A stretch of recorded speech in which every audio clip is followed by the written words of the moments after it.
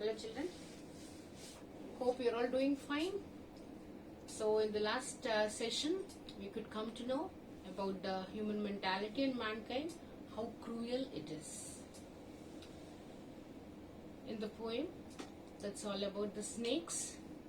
So though they do not seem to be poisonous also, human tendency, human nature, human conscience, it keeps telling the people to kill the snakes, and that's how we could come to know about the cruelty of mankind, like how we have come across the same kind of mentality when we have come across the poem on killing a tree also.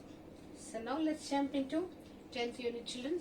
So please get ready with your textbooks and also your running notes. Let's begin the 10th unit with the lesson Kathmandu.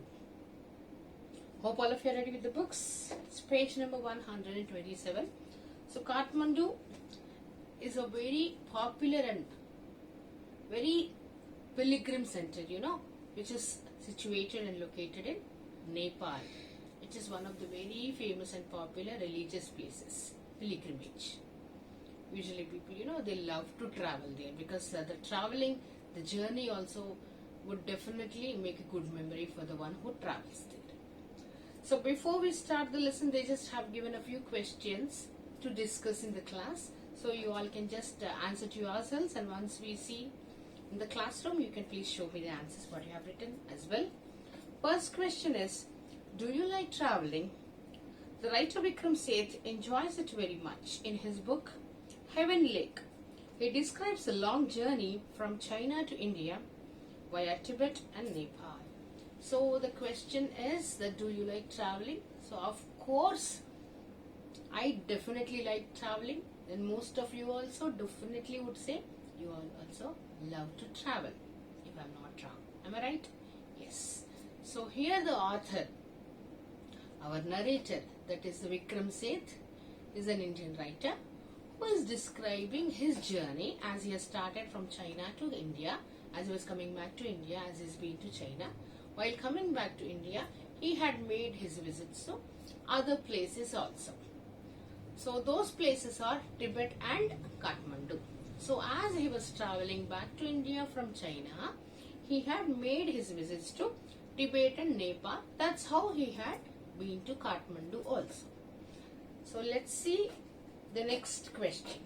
Have you heard about the places like Ajmer Sharif, Madurai, Sanchi, Varanasi, Sarnath Temple, or Halibid?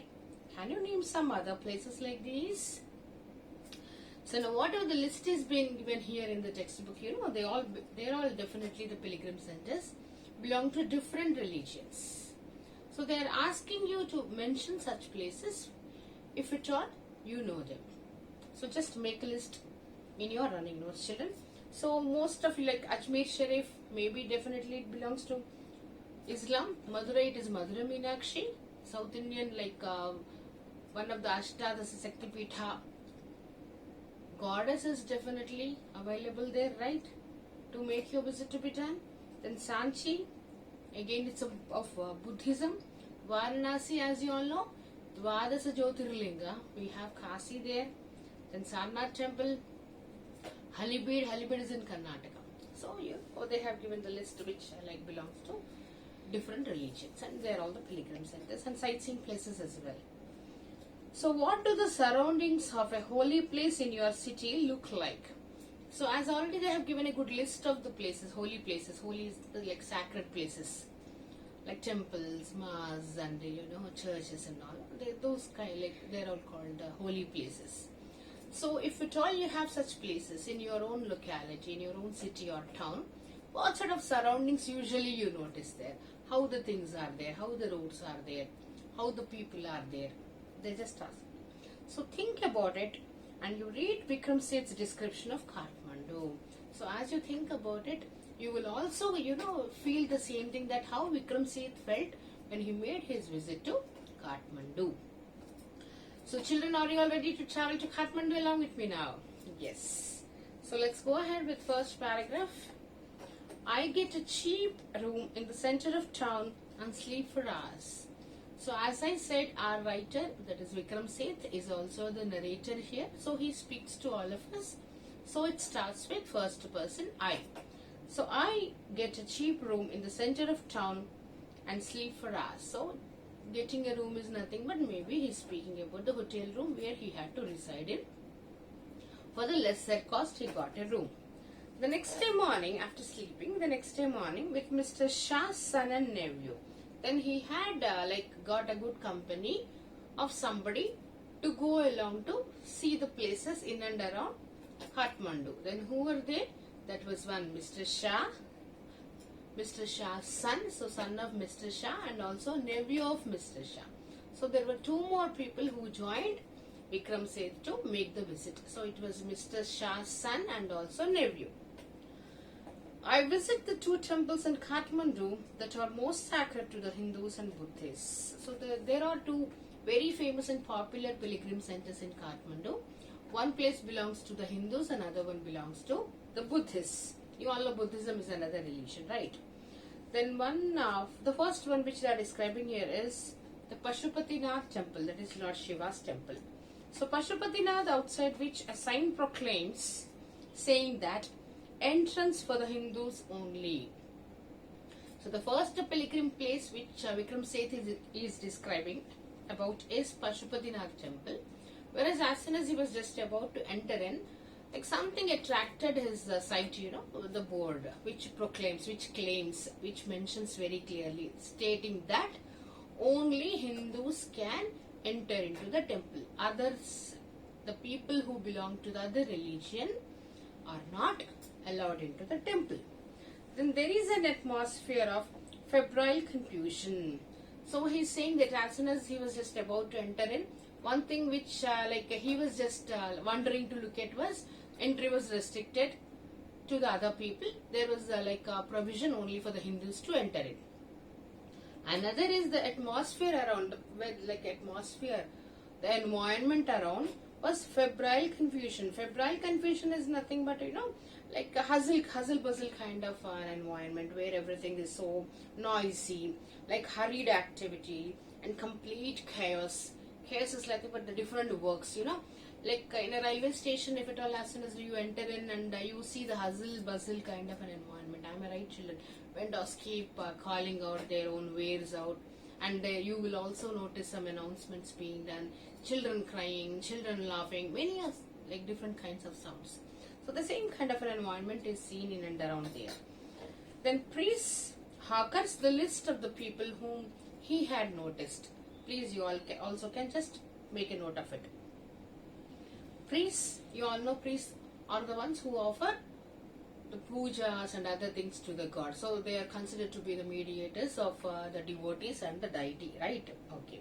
So priests, hawkers, devotees, tourists, cows, monkeys, pigeons and dogs roam through the grounds. So see the list of things what he had observed. He started with the priests. As it is a pilgrim center, of course, you will see the priests there.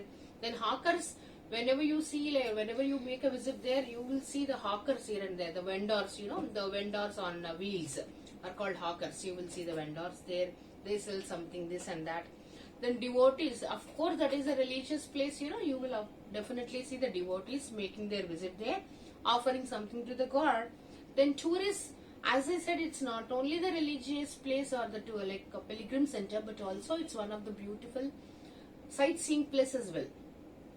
So not only the devotees, but also there are tourists see there, and cows and monkeys like animals. Cows also, wherever they it's called a holy place of especially Hindus and all, you will definitely see cows and monkeys there. And pigeons and dogs also, they roam through. So even pigeons also, they fly here and there, and dogs as well. We offer a few flowers. There are so many worshippers that some people trying to get the priest's attention are elbowed aside by others pushing their way to the front.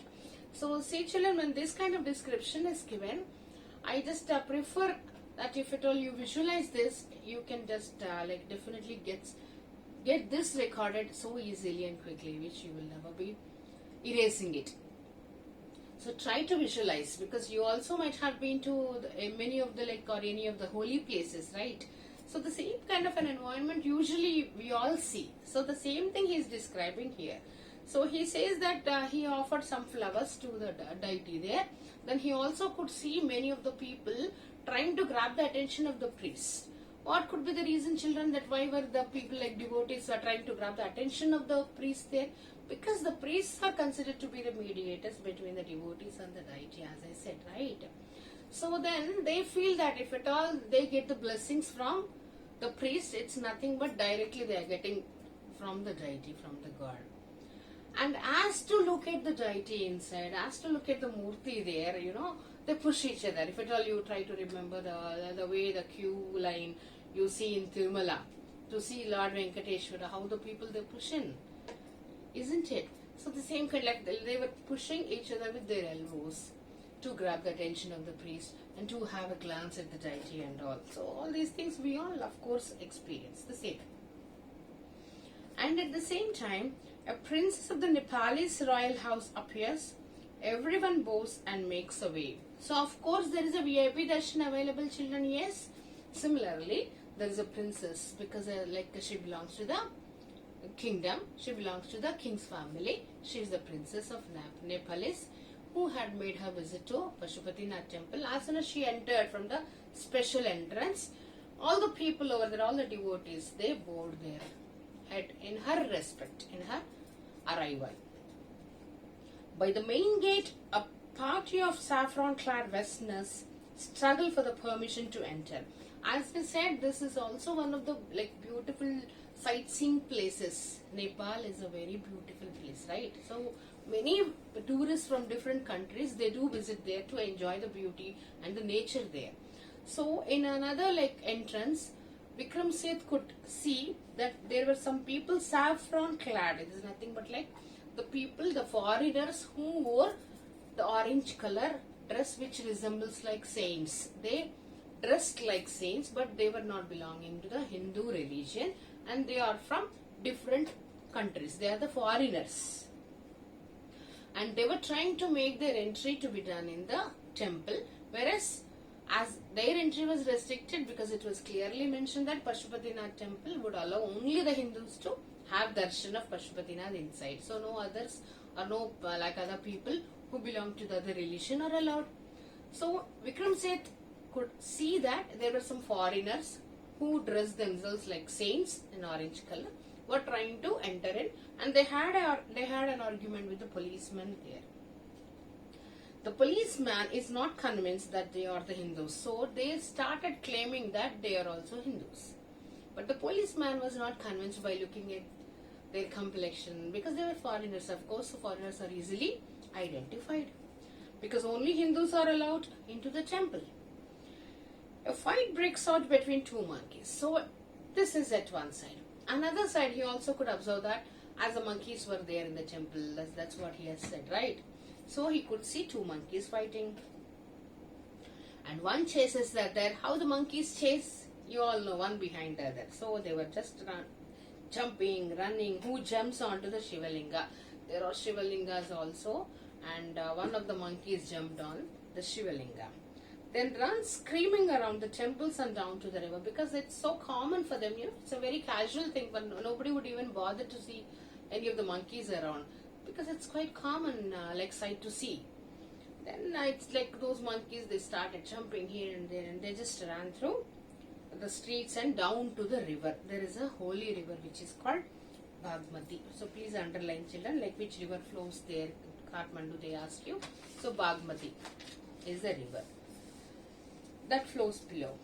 And another side, you all need to remember, children, one side was he could see the foreigners who were in saffron dress having an argument with the policeman for their entry. Another thing was monkeys were fighting with each other. Then another side, you see, a corpse is being cremated. Corpse is nothing but a dead body. So even cremation of the dead body is also done there on its banks. Which banks, children? It's in the sense Bagmati, river Bagmati is bank also would allow the people to cremate the dead bodies. Usually you see the same kind in Kashi also.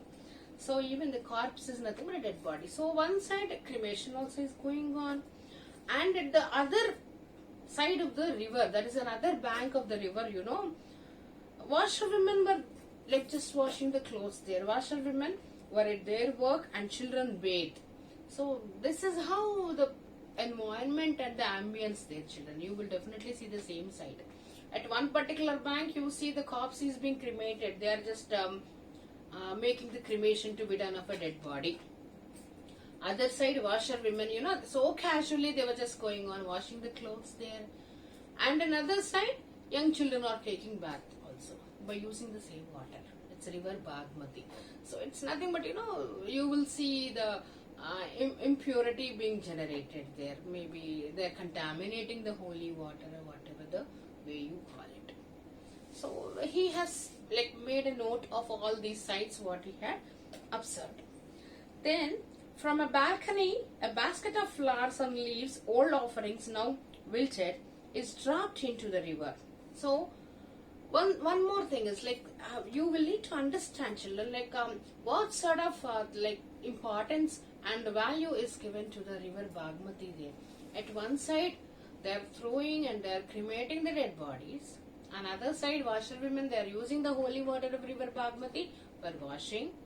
I mean, young children, they are using the Bagmati water for bathing, right? Then, the flowers and leaves which were being used as offerings for puja on the previous days, they were thrown in the water again. They have used the word wilted. Wilted is nothing but, the withered flowers, the withered dull leaves. So those are the ones which are already been used for the puja and all. Used, for example, today we perform puja by putting all the flowers and all. Then the next day again we offer flowers. So whatever the flowers they have been offered today, they become wilted, withered. So we don't just throw them in the bin, right? Usually it is said to be so that whether if at all there is a provision of throwing in a water like a river or a pond or a lake, it's the best thing to throw in. So that's how the withered flowers and even leaves which are being used for the god the previous days were also thrown in the river Bagmati. A small shrine half protrudes from the stone platform on the river bank. So this is something very special about Bagmati river at Kathmandu, children. You will all need to definitely note this. So there is a shrine is nothing but it's a murti, place of worship where you see an idol also sometimes, and otherwise an ordinary stone also. A place of worship, shrine, half protrudes from the stone platform on the river bank. Protruding is coming out by pushing something forcefully coming out. So you see some stone kind of a thing or an idol coming up, like murti we call it, coming out of the water in the river Bagmati. And it is said so, the mythology says that it emerges fully when the goddess inside will escape. So it is said to be so that there is goddess inside under that shrine. If at all the goddess vanishes, then of course it emerges, it goes into the water completely, it gets dim. And the evil period of Kali Yuga will end on earth. Then it is said to be so that when the shrine is completely disappeared, as the goddess also is vanished, then the Kali Yuga is ended up. You all know all 4 yugas. So Kali Yuga is the last yuga, 4th yuga.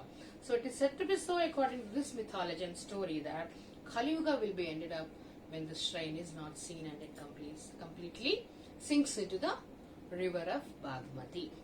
So next session we shall continue, children. I believe all of you might have enjoyed and all of you might have visualized the journey to Kathmandu, which is so beautiful. So in first, second and the paragraphs, he just mentioned that how he had to make his visit to Kathmandu as he was traveling from China to India via Tibet and Nepal. So Kathmandu is in Nepal and he had visited. Who were his companions? Mr. Shah's son and nephew. Then what are all the things he observed and all, he just listed it down, and I believe all of you also might have made a note of it. So let's see what other things he made a note of the observations in the next session. So this is Vijaya signing off. Let's meet in the next session.